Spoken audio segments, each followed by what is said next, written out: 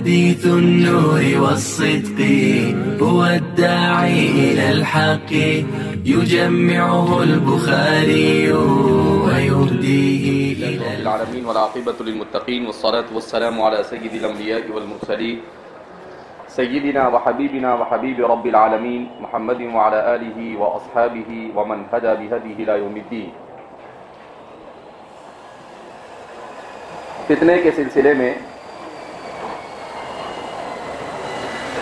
گزشتہ کل اس کے معنی لغوی اور قرآن کریم میں جو مختلف معانی میں اس کا استعمال ہوا ہے اس پر گفتگو کی گئی. لفظ فتنہ قرآن کریم میں کتنی مرتبہ مستعمل؟ قرآن کریم میں فتنے کا لفظ مصدر اور افعال کی صورت میں 60 مرتبہ وارد ہوا ہے. 11 مختلف معانی میں. قرآن کریم جیسی مقدس کتاب جس نے مسائل کو ایجاز کے ساتھ بیان کیا ہے، اس کتاب میں اس لفظ کا اتنی کثرت سے وارد ہونا یہ اس کی سنگینی کی طرف اشارہ کرتا ہے. تو قرآن کریم نے اس لفظ کو بکثرت 11 معانی میں اسی لیے استعمال کیا ہے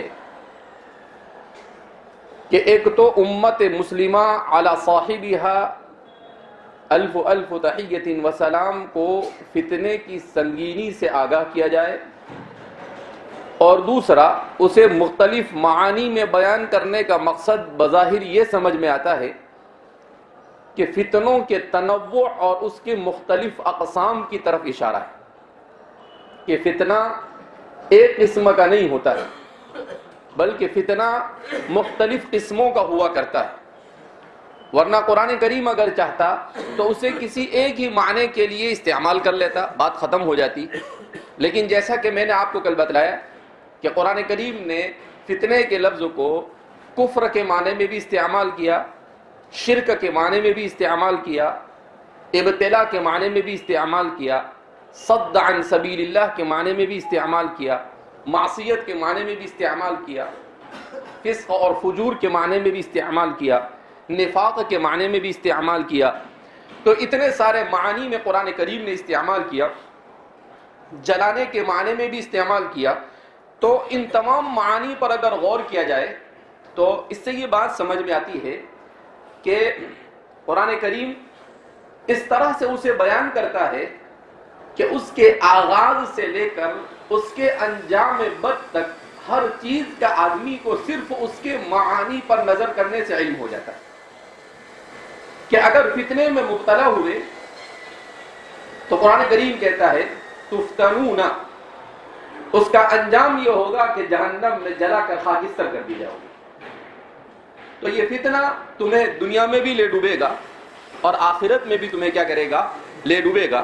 اس طرح سے قرآن کریم نے بکثرت اس کا استعمال کیا ہے.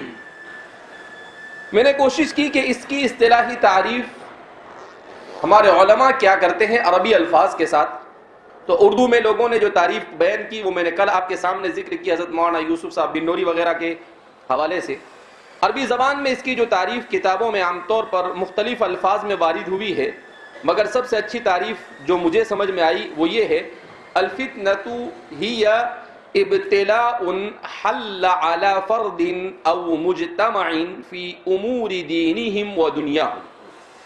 کہ فتنہ کسے کہتے ہیں؟ تو فرماتے ہیں کہ فتنہ کہا جاتا ہے اس آزمائش کو جو کسی فرد یا کسی معاشرے پر اس کے امور دین یا امور دنیا کے سلسلے میں وارد ہو جائے، مسلط کر دی جائے. کوئی ایسی آزمائش جو دین کے معاملے میں یا دنیا کے معاملے میں انسان پر مسلط کر دی جاوے، انسان اس کا شکار ہو جاوے. یہ ہمارے علماء نے فتنے کی کیا کی ہے؟ تعریف کی ہے. بڑی جامع تعریف ہے. دین اور دنیا میں سب کچھ آ گیا کہ یا تو آدمی امر دین کے سلسلے میں فتنے میں مبتلا ہوگا کیا مطلب امر دین میں فتنے میں مبتلا ہونے کا؟ امر دین کے سلسلے میں فتنے میں مبتلا ہونے کا مطلب یہ ہے کہ اس پر ایسی آزمائشیں آئے کہ اس آزمائش کے بلبوتے پر یا تو وہ اپنے دین سے برگشتہ ہو جائے گا، یا اپنے دین پر اس کا عمل کم ہو جائے گا، یا وہ مکمل طور پر اپنے دین کو چھوڑ دے گا۔ اللہ رب العزت ہماری حفاظت فرمائے۔ نبی کریم صلی اللہ علیہ وسلم کے سلسلے میں سیدنا حضرت انس بن مالک، حضرت ام المؤمنین عائشہ صدیقہ رضی اللہ تعالیٰ عنہ وغیرہ فرماتی ہے کہ ہر نماز کے بعد آپ صلی اللہ علیہ وسلم کان یعید من الفتنۃ، فتنے سے پناہ مانگتے تھے، جو اس کے الفاظ اور اس کی دعائیں بھی آگے بیان کی جائے گی کہ کن الفاظ میں ایک طرف حضور اسی فتنے کی سنگینی کو دیکھ کر یہ حکم دیتے تھے اعوذ باللہ من الفتن، اے لوگو فتنوں سے اللہ کی پناہ مانگو، اور دوسری طرف حضور خود فرماتے تھے اللہم انی اعوذ بک من الفتن ما ظہر منها وما بطن، اور بھی بہت ساری دعائیں ہیں جو بیان کی جائے گی۔ تو اسی سے اندازہ ہوتا ہے کہ نبی کریم صلی اللہ علیہ وسلم نے ان فتنوں سے بچنے کے لیے خود دعائیں کی اور امت کو اس کی تعلیم اور اس کا اشارہ دیا کہ فتنوں سے بچنے کے لیے سب سے عظیم ہتھیار دعا کا استعمال یہ امت کے ہر فرد کے لیے انتہائی ضروری ہے۔ دنیا کے معاملے میں فتنے میں مبتلا، آزمائش کا مطلب کیا ہے کہ کبھی اللہ رب العزت انسان کو دنیا دے کر آزماتا ہے کہ دنیا ملنے کے بعد وہ طغیانی اور سرکشی پر اترتا ہے یا بدستور اللہ کی اطاعت پر باقی رہتا ہے، اور کبھی انسان سے دنیا لے کر اس کو آزماتا ہے کہ دنیا نہ ہونے کی صورت میں یہ اللہ رب العزت کی اس آزمائش پر صبر سے کام لیتا ہے یا یہ اللہ رب العزت سے بدظن ہو جاتا ہے۔ تو یہ ہے دنیا کے سلسلے میں۔ اسی لیے نبی کریم صلی اللہ علیہ وسلم فرمایا کرتے تھے لا اخاف علی امتی، کہ مجھے میری امت پر فقر کا خوف نہیں، انی اخاف علی امتی الغنی، کہ مجھے میری امت پر مالداری کا اندیشہ ہے کہ جب ان کے پاس مال آ جائے گا تو یہ مال کے آنے کے بعد سرکشی اور طغیانی پر اتر آئیں گے۔ سیدنا حضرت عمر بن الخطاب رضی اللہ تعالیٰ عنہ کے دور مسعود میں جب فتوحات کا سلسلہ بہت تیز ہوا اور بکثرت قیصر اور کسرا کے خزانوں کو مسجد نبوی میں لا کر ڈال دیا گیا تو حضرت عمر رضی اللہ تعالیٰ عنہ اسے دیکھ کر رونے لگے۔ صحابہ نے پوچھا آپ کیوں روتے ہیں؟ تو کہا کہ مجھے یہ ڈر لگتا ہے کہ کہیں یہ مال میرے ان اصحاب کو فتنے میں مبتلا نہ کر دے اور اطاعت سے انہیں دور نہ کر دے۔ تو اس لیے دنیا کا فتنہ یہ اسی طریقے سے لفظ استعمال کیا اعلی فرد او مجتمع، کہ کبھی فتنہ آتا ہے انسان پر، اپنے ایک مخصوص انسان پر، اور کبھی فتنہ آتا ہے پورے معاشرے کے اوپر۔ فرد پر فتنے کا آنے کا مطلب کیا ہے کہ کوئی ایک فرد کبھی مصیبت سے آزمایا جاتا ہے، کبھی فقر سے آزمایا جاتا ہے، کبھی دین کے سلسلے میں آزمایا جاتا ہے۔ جیسے ابھی انڈونیشیا کا ایک واقعہ آج صبح میں اخبار میں پڑھ رہا تھا کہ کوئی مقابلہ تھا، اس مقابلے میں ایک باحجاب عورت، اس سے کہا گیا کہ اگر آپ کو اس کا انعام چاہیے تو آپ کو پردہ اٹھانا پڑے گا۔ تو اس عورت نے سوچا اور سوچنے کے بعد کہا کہ مجھے اگر انعام نہیں ملے گا تو چل جائے گا، لیکن میں اپنے حجاب کو ہٹا نہیں سکتی۔ یہ اس کا مطلب کیا ہے کہ وہ فتنے میں کامیاب ہو گئی، ایک فتنے میں مبتلا کی گئی، وہ تھوڑی دیر سوچتی ہے کہ کیا کروں میں، لیکن سوچنے کے بعد اس نے کہا کہ یہ گویا کہ ایک قسم کی میری آزمائش۔ اس نے فوراً فیصلہ کر دیا کہ مجھے دنیا نہیں چاہیے، مجھے اپنا دین کیا کرنا ہے، برقرار۔ تو اس طریقے سے انسان فتنے میں کیا کیا جاتا ہے، مبتلا کیا جاتا ہے۔ اور اس وقت ایسے حالات بہت زیادہ ہیں، جیسے سعودی حکومت نے اعلان کیا ایک ہفتہ پہلے کہ بھئی تبلیغی جماعت کے خلاف خطبہ دیا جائے۔ یہ آ گیا تو اس کا یہ اعلان کیا ہے، ایک قسم کی آزمائش ہے۔ ایک آدمی نے بڑا اچھا اس پر تبصرہ کیا، ہندوستان کا کوئی فلم اسٹار وہاں پر گیا اور وہ فلم اسٹار وہ اس کے ہاتھ کے پنجے اس کو کیا کر رہے ہیں، وہ لے رہے ہیں، اور کہا کہ اس کو ہم یادگار کے طور پر رکھیں گے. تو کہا کہ ہمارے صحابہ اور نبی کریم صلی اللہ علیہ وسلم کے تبرکات ہے، تو اس کے بارے میں یہ کہتے ہیں کہ تبرک سے تبرک حاصل کرنا جائز نہیں ہے، اور ان کا تبرک چلے گا. ان کا تبرک کیا ہوگا؟ یہی فتنہ ہے. یہی کیا ہے؟ فتنہ ہے کہ آدمی اپنی مرضی کے مطابق کیا کرتا ہے.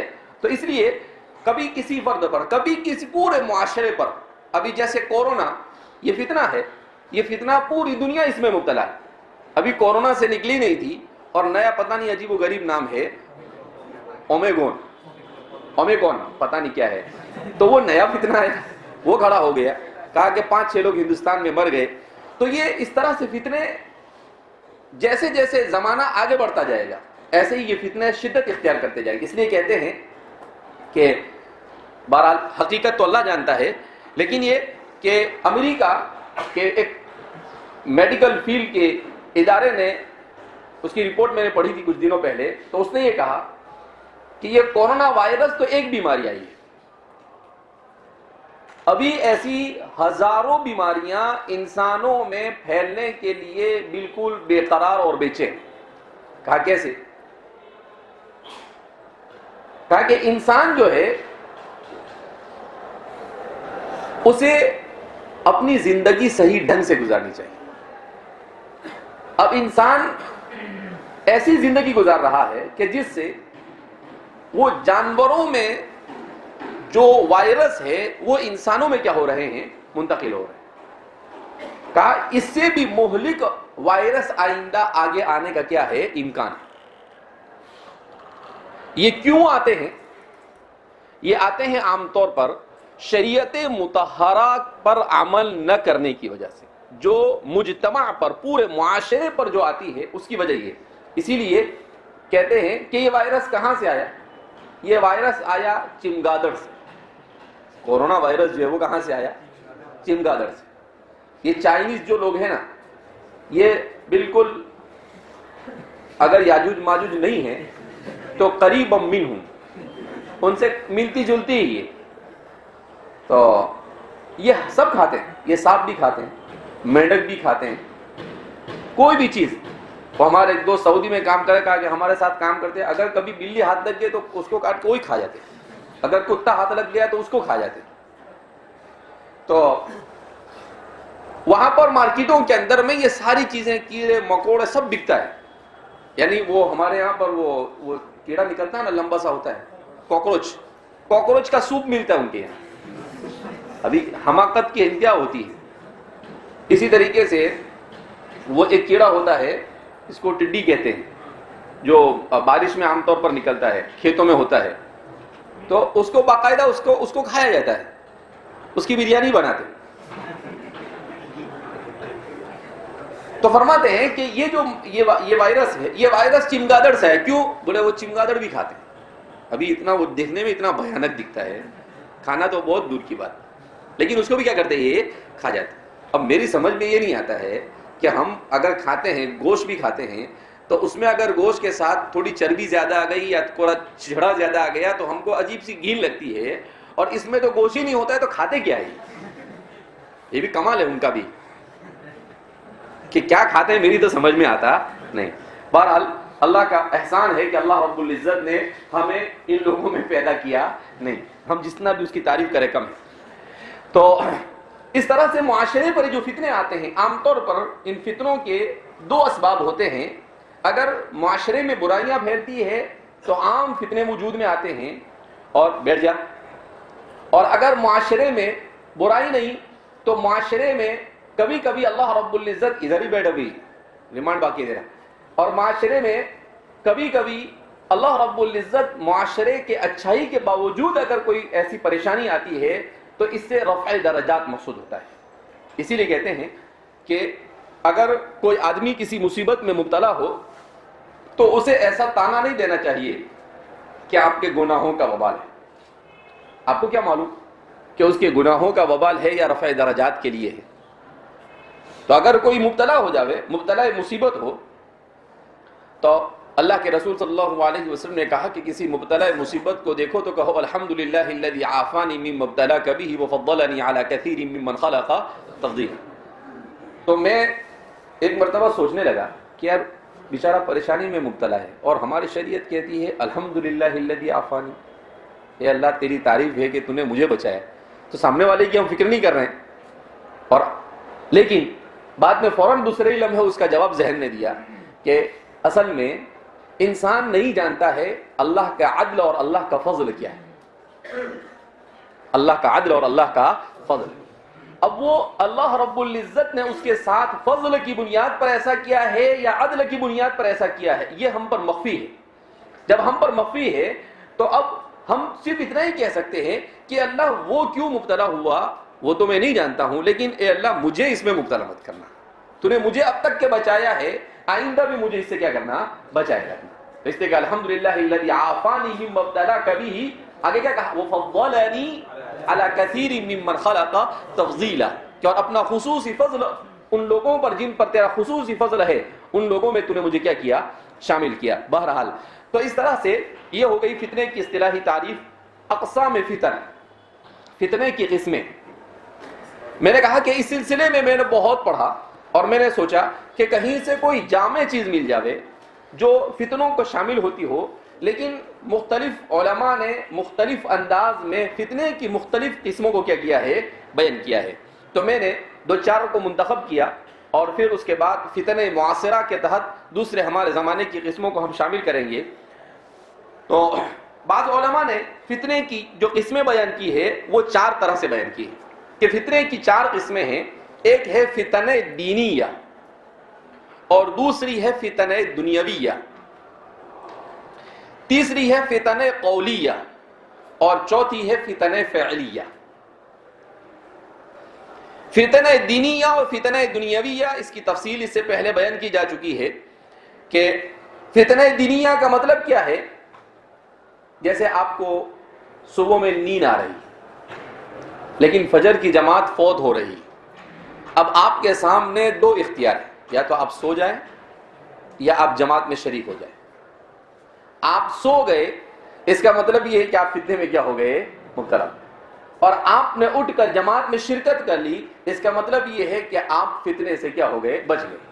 آپ فتنے سے کیا ہو گئے، بچ گئے. تو ایسے ہی انسان جہاں بھی دین کے معاملے میں کہ کلاس میں آنا، کہ کلاس میں آپ آ بھی سکتے تھے اور نہیں بھی آ سکتے تھے، لیکن آپ نے کہا نہیں دین علم کا سیکھنا ضروری ہے، اس سے میرا ہی دنیا اور آخرت کا فائدہ ہے. آپ آ گئے تو آپ فتنے سے کیا ہو گئے، بچ گئے.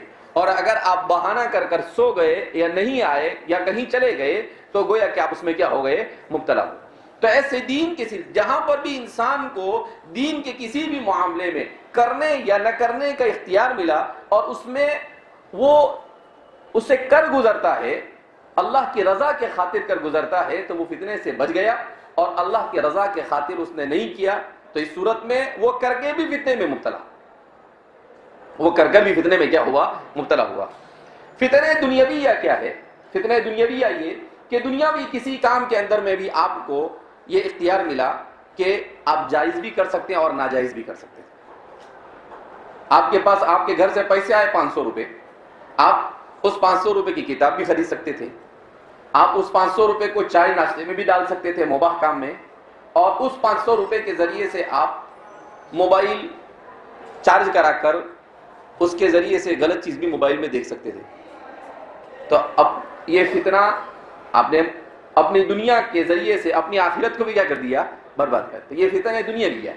یہ کیا فتنہ دنیاوی ہے. تو ایسے ہی جہاں پر بھی انسان کو دنیاوی کسی معاملے کے اندر میں کوئی بھی، آپ کے پاس موبائل ہے، ہونا نہیں چاہیے طالب علم کے پاس، لیکن آپ نے چھپ چھپا کر رکھ لیا ہے تو قانون کے خلاف کیا آپ نے، ایک فتنے میں مبتلا. دوسرا، اگر آپ نے ادارے کے قانون کے خلاف کہیں بھی فتنے میں مبتلا ہوئے آپ. دوسرا، آپ نے ٹھیک ہے آپ نے رکھا لیکن چھپ چھپا کر رکھا اور پھر اس کے بعد بھی رات میں آپ اس کے اندر میں سیریل دیکھ رہے ہیں، گیم کھیل رہے ہیں، فلم دیکھ رہے ہیں، تو یہ بھی کیا ہو گیا، یہ دوسرا فتنہ. 2 in 1، ایک ہی کے اندر میں کتنے فتنے آ گئے، 2 فتنے آ گئے. تو اب جتنا گناہوں میں اس کا استعمال ہوگا اتنے فتنے آپ کے ساتھ بڑھتے کیا ہو جائیں گے، چلے جائیں گے. تو گویا کہ اپنی دنیاوی چیزوں کو کسی بھی گناہ کے اندر میں استعمال کرنا یہ مبتلا فتنہ، فتنے میں کیا ہو جانا ہے؟ مبتلا ہو جانا۔ اس کے بعد بیان کرتے ہیں کہ فتنے کی دوسری قسم ہے، تیسری قسم ہے فتنہ قولیہ۔ کیا مطلب فتنہ قولیہ کا؟ فتنہ قولیہ کا مطلب یہ ہے کہ آدمی اپنی زبان پر کنٹرول نہ رکھے۔ کسی کے ساتھ کچھ ہوا، اٹھا کے دے دیا دو چار ایسی گالی کی جو کسی سے سنی ہی نہ ہو، تو آپ کس میں مبتلا ہو گئے؟ فتنہ قولیہ میں مبتلا ہو گئے۔ آپ نے کسی کی غیبت کر لی، کس میں مبتلا ہو گیا؟ فتنہ قولیہ میں مبتلا ہو گیا۔ آپ نے کسی پر تہمت لگائی، کون سا فتنہ ہوا؟ فتنہ قولیہ۔ تو آپ نے اپنی زبان کا جہاں بھی خلاف شرع استعمال کیا، اس کا مطلب یہ ہے کہ آپ فتنہ قولی میں کیا ہو گئے؟ مبتلا ہو گئے۔ اور فتنہ فعلی اور فتنہ عملی کیا ہے؟ آپ نے اپنے جوارح کا شریعت کے خلاف استعمال کیا، یہ فتنہ کیا ہے؟ ابھی جیسے وہ فتنہ قولی میں مبتلا ہے، اپنے ساتھی کو ستا رہا ہے، زبان سے بھی ستا رہا ہے، ہاتھ سے بھی ستا رہا ہے اسے، تو فتنہ قولی اور فعلی دونوں میں مبتلا ہے یہ شخصیت۔ تو آدمی اپنے ہاتھ، اب ظاہر سی بات ہے، اگر آپ نے کتاب اٹھانے میں ہاتھ کو استعمال کیا، نماز پڑھنے میں ہاتھ کو استعمال کیا، تو آپ نے فتنے سے بچایا۔ آپ نے اپنے کسی ساتھی کو پکڑ کر کیا کر دیا؟ پیٹ دیا، تو یہ کیا ہے؟ فتنہ فعلی۔ آپ نے کسی ساتھی کو پاؤں سے لات مار دیا، یہ کیا ہے؟ فتنہ فعلی۔ تو آپ نے اپنے بدن کے کسی بھی حصے سے کسی کو انسان کو تکلیف پہنچائی یا کوئی خلاف شرع کام کیا، یہ کیا ہے؟ فتنہ عملی ہے۔ تو اس طرح سے بعض حضرات نے کہا کہ فتنے کی یہ چار قسمیں ہیں۔ بعض حضرات کا کہنا ہے کہ اقسام فتن دو ہی ہیں، جیسا کہ کل بھی بتلایا میں نے کہ فتن شبہات اور فتن شہوات۔ اور امام ابن القیم الجوزی نے اس کا علاج بھی بڑا اچھا بیان کیا ہے، کہا کہ فتن شبہات کا علاج یہ تقویت ایمانی، ایمان کا مضبوط کرنا، اس سے فتنہ شبہات سے آدمی بچتا ہے، اور فتنہ شہوات سے آدمی صبر کرنے کی صفت اپنے اندر پیدا کرتا ہے، تو فتنہ شہوات سے بچ جاتا ہے۔ تو کہا کہ اگر آدمی اپنے ایمان کو مستحکم اور مضبوط کر لے اور صبر کا عادی بن جائے، تو وہ آدمی تمام فتنوں سے محفوظ ہو جاتا ہے۔ صبر کا عادی بن جائے۔ اب صبر کی تین قسمیں ہیں، ایک ہوتی ہے صبر علی الطاعہ، عبادت پر جم جانا، دوسرا ہوتی ہے صبر علی المصائب، مصائب کے آنے پر اللہ کے فیصلے پر راضی رہنا، اور تیسری ہوتی ہے صبر عن المعصیہ، گناہوں سے اپنے آپ کو بچانا۔ تو فرماتے ہیں کہ ابن القیم کہ اگر انسان اپنے ایمان کو مضبوط کر لیتا ہے اور صبر کا عادی بن جاتا ہے، تو شبہات اور شہوات دونوں فتنوں سے کیا ہو جاتا ہے؟ وہ محفوظ ہو جاتا ہے۔ چونکہ ہمارے زمانے میں یہ دونوں قسم کے فتنے شدت سے ہمارے معاشرے میں وجود میں آئے ہیں، لہذا اس بنا پر ان دونوں صفتوں کو اپنے اندر پیدا کس طرح سے کیا جاوے اس پر بھی آگے بیان کیا جائے گا۔ حضرت شاہ ولی اللہ صاحب محدث دہلوی رحمۃ اللہ علیہ نے فتنوں کی 6 قسمیں بیان کی۔ شاہ صاحب نے بڑی شاندار اس پر حجت اللہ البالغہ میں اس پر کلام کیا ہے، حجت اللہ البالغہ کے آخری جلد میں، آخری حصے میں۔ تو آپ نے لکھا ہے کہ ایک ہوتا ہے فتنۃ الرجل فی نفسہ، آدمی بذات خود اپنے فتنے میں مبتلا ہو جائے، اپنے فتنے میں کیا ہو جاوے؟ مبتلا ہو جائے۔ کیا مطلب؟ شاہ صاحب نے بڑی تفصیل کے ساتھ اس کو بیان کیا ہے کہ دیکھو، اللہ رب العزت نے ایک تو انسان کو دی ہے عقل، دوسرا دیا ہے انسان کو قلب، اور تیسرے دیے ہے اس کو جوارح۔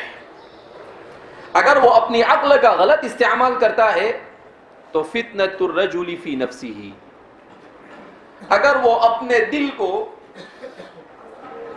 نفس امارہ بنائے رکھتا ہے، لفظ لوامہ بنائے رکھتا ہے، تو اس صورت میں بھی وہ فتنے میں مبتلا ہوا۔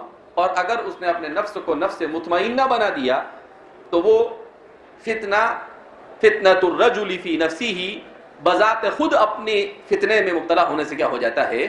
بچ جاتا ہے۔ دوسری قسم ہے فتنۃ الرجل فی اہلہ، آدمی اپنے اہل و عیال کے سلسلے میں فتنے میں کیا ہوتا ہے؟ مبتلا ہوتا ہے۔ کیسے اپنے اہل و عیال کے سلسلے میں فتنے میں مبتلا ہونے کا مطلب کہ اس کے اوپر اپنے اہل و عیال کا نان و نفقہ ہے، تو وہ حلال طریقے سے بھی کما سکتا تھا اور حرام طریقے سے بھی کما سکتا تھا، لیکن اس نے حلال طریقے کو اختیار نہ کر کر کون سا طریقہ اختیار کیا؟ حرام طریقہ اختیار کیا، تو اپنے اہل میں فتنے میں مبتلا ہوا. ایک بات. اسی طریقے سے اپنی اولاد کی تربیت کرنا اس پر ضروری تھا، اس نے ان کی تربیت نہیں کی تو وہ فتنے میں مبتلا ہوا. حدیث پاک میں ہے کہ انسان پر سب سے زیادہ ضروری ہے کہ اپنی بیوی اور اپنے بچوں کو علم دین سکھائے. اب اس نے وہ فریضہ انجام نہیں دیا تو ظاہر سی بات ہے فتنے میں مبتلا ہوا. اسی طرح سے بچہ بیمار ہو گیا، بچے کی دوا کے چکر میں نماز چھوڑ دی، کیا ہو گیا؟ فتنے میں مبتلا ہو گیا. اللہ کے رسول صلی اللہ علیہ وسلم ایک مرتبہ خطبہ دے رہے تھے، حضرات صحابہ فرماتے ہیں فجاء حسن و حسین، تو حضرت حسن اور حضرت حسین آئے. فنزل عن المنبر، حضور ممبر سے اترے اور ان دونوں کو اٹھا لیا اور پھر ان دونوں کو لے کر آپ صلی اللہ علیہ وسلم نے خطبہ دیا اور پھر حضور نے کہا انما اموالکم واولادکم فتنہ. حضور نے خود اس آیت کی تلاوت کی. تو کیا مطلب؟ آپ صلی اللہ علیہ وسلم صحابہ کو سمجھانا چاہتے تھے کہ اس طریقے سے آدمی اپنی اولاد کے سلسلے میں ان کی تربیت بھی ضروری، لیکن ایسا بھی نہیں کہ اولاد کے پیچھے ایسا لگ جاوے کہ کچھ خود اپنا اس کا دین کیا ہو جاوے؟ ضائع ہو جاوے. تو یہ ہے فتنۃ الرجل فی اہلہ، فتنۃ تموج موج البحر. احادیث مبارکہ کے الفاظ کو شاہ ولی اللہ صاحب محدث دہلوی رحمۃ اللہ علیہ نے اٹھایا ہے اور کہا کہ فتنۃ تموج کموج البحر، کہ ایسے فتنے جو سمندر کے موج مارنے کی طرح موج مارتے رہے، یعنی پرخطر فتنے. ایسے فتنے کہ جن فتنوں میں کبھی اللہ کے رسول صلی اللہ علیہ وسلم نے اس کو فتن کقطع اللیل المظلم کہا، کبھی آپ صلی اللہ علیہ وسلم نے کموج البحر کہا، کبھی آپ صلی اللہ علیہ وسلم نے ان فتنوں کے سلسلے میں بیان کیا کہ تمطر علیکم الفتن، بارش کی طرح تمہارے اوپر فتنے کیا ہوں گے؟ برسیں گے. تو مختلف الفاظ میں حضور نے اس کو بیان کیا کہ کوئی زمانہ ایسا آئے گا جس زمانے میں فتنے اتنی کثرت کے ساتھ ہوں گے، اتنی کثرت کے ساتھ ہوں گے کہ جس کا بیان کرنا انسان کے لیے کیا ہو جائے گا؟ مشکل. اس سے بچنا انسان کے لیے بہت مشکل ہو جائے گا. اسی لیے حضور نے فرمایا کہ تصبح الرجل مؤمنا وتمسی کافرا، کہ آدمی صبح میں مسلمان ہوگا اور شام ہونے تک کیا بن جائے گا؟ کافر بن جائے گا. حضور نے کئی بار فرمایا اس کے سلسلے میں کہ آدمی بیٹھا ہوگا اور مجلس میں اٹھنے سے پہلے مسلمان تھا اور اٹھنے سے پہلے کیا ہو جائے گا؟ وہ کافر بن جائے گا. ایسے فتنے. تو فرماتے ہیں حضور نے انہی فتنوں کی طرف اشارہ کیا کہ شدت کے ساتھ اور کثرت کے ساتھ میری امت فتنے میں کیا ہوگی؟ مبتلا ہوگی. اور یہ عجیب بات دیکھی گئی کہ اسباب دنیا اور اسباب تعیش جتنے زیادہ بڑھتے چلے جاتے ہیں اتنے زیادہ فتنے بڑھتے چلے جاتے ہیں. اسباب دنیا میں زندگی گزارنے کے جتنی راحتوں کا سامان انسان کے پاس بڑھتا چلا جاتا ہے، فیسیلیٹیز بڑھتی چلی جاتی ہے، ویسے ویسے فتنے کیا ہوتے چلے جاتے ہیں؟ بڑھتے چلے جاتے ہیں. ابھی جیسے ٹیلی ویژن کا فتنہ تھا تو جس کے گھر میں ٹیلی ویژن تھا اس کے پاس ہی فتنہ تھا، لیکن موبائل آ گیا تو وہ جو صرف ٹیلی ویژن کے گھر والے کے یہاں پر فتنہ تھا وہ ہر جیب اور ہر ہاتھ میں آ گیا کہ بھئی جس کے گھر میں ہے وہ یا اس کے آزو بازو والے یا اس کے دوست احباب اس فتنے میں مبتلا ہوتے تھے کہ بھئی فلم دیکھ لیا، پکچر دیکھ لیا، سیریل دیکھ لیا، میچ دیکھ لیا، وہ اپنا وقت برباد کر دیا. لیکن اب وہ چیز ہر ایک کے ہاتھ میں آ گئی تو ہر آدمی اس میں کیا ہو گیا؟ مبتلا ہو گیا. تو فیسیلیٹی تو آئی لیکن وہ فیسیلیٹی اپنے ساتھ مصیبت کو لے کر آئی. کس کو لے کر آئی؟ مصیبت کو لے کر آئی.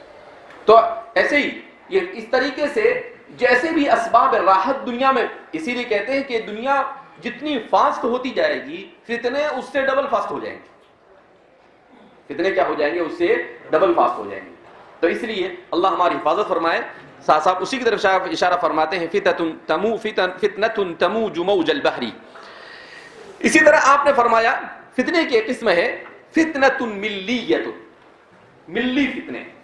کیا مطلب؟ کہ کبھی ایسے فتنے معاشرے میں وجود میں آئیں گے کہ ان فتنوں میں ایک دو آدمی نہیں بلکہ پوری کی پوری ملت اس فتنے میں کیا ہو جائے گی؟ مبتلا ہو جائے گی. کوئی آدمی اس سے بچ نہیں سکے گا. جیسے اللہ کے رسول صلی اللہ علیہ وسلم نے ایک روایت میں ارشاد فرمایا کہ ایک زمانہ ایسا آئے گا کہ ربا اتنا عام ہوگا, سود اتنا عام ہو جائے گا کہ اگر کوئی اس سے بچنا چاہے تو اس کا دخان اس کے ناک میں چلا جائے گا,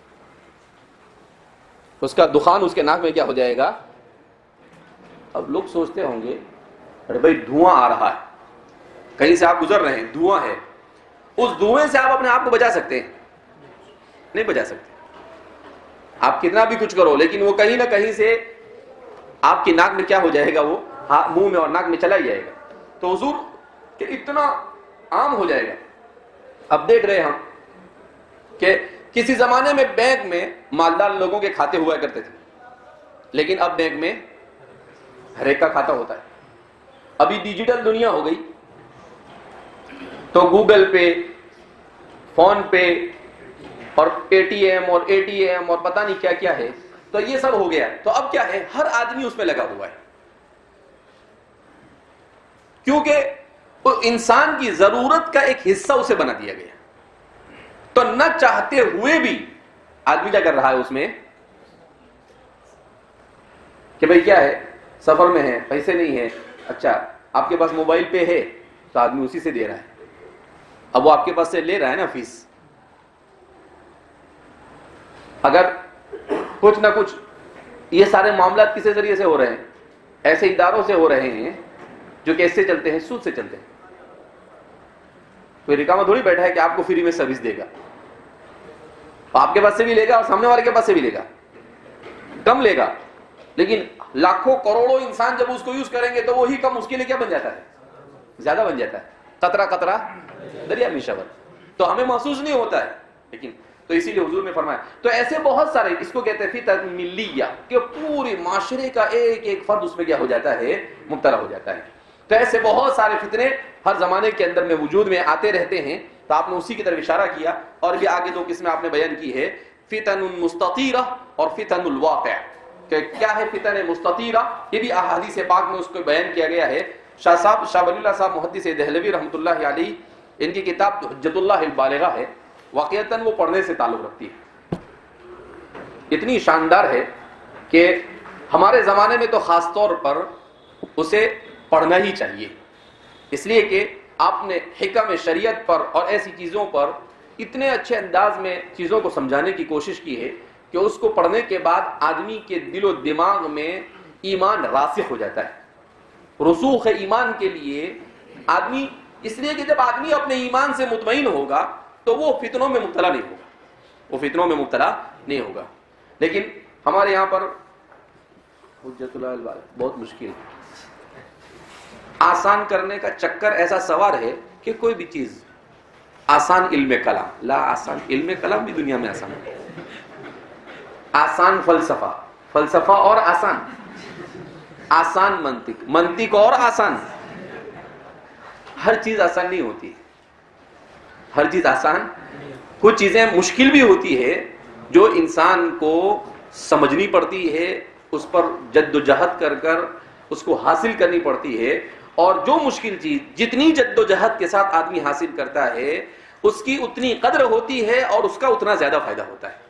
اور جو چیز جتنی آسانی سے حاصل ہوتی ہے اس چیز میں, ابھی جیسے آپ کو بالکل آسان ایک مثال دے دیں, چاول ہے, اگر آپ نے کھیت سے نکالا اور کھا لیا بہت ٹیسٹ آئے گا نا, نہیں آئے گا. لیکن اسی کو آپ نے ابالا, محنت کی, اس کو صاف کیا, صاف کرنے کے بعد اس کو ابالا, اس میں نمک ڈالا, تو اس میں کیا آئے گا, ٹیسٹ آئے گا. اس میں اور کچھ ملایا تو اور مزید ٹیسٹ کیا ہو جائے گا, بڑھ جائے گا. تو جیسے انسان اپنی کھانے کی چیزوں کے پیچھے محنت کرتا ہے اور محنت کر کر اس کو ٹیسٹی بناتا ہے, اسی طریقے سے انسان کو اپنی علم اور فکر کو جلا بخشنے کے لیے بھی محنت کرنی چاہیے. لیکن نہیں, آسان ایسا بھوت سوار ہو گیا ہے کہ دنیا کے لیے تو سب کچھ کریں گے لیکن اپنے اخروی فائدے کے لیے نہیں. آسان آسان اصل میں بچوں کو نہیں سمجھ میں آتا ہے, ان کو تو نہیں سمجھ میں آتا ہے, لیکن آپ کو ان کو سمجھانا چاہیے. نہیں بھی سمجھ میں آیا تو کیا کرنا چاہیے, زبردستی ان کے دماغ میں گھسیڑنا چاہیے اسے, کہ نہیں کیوں سمجھ میں آتا ہے, کوشش کر تو, میں بھی کوشش کرتا ہوں, دونوں مل کر کوشش کریں اور کیا مسئلے کو سمجھنے کی کیا کریں, کوشش کریں.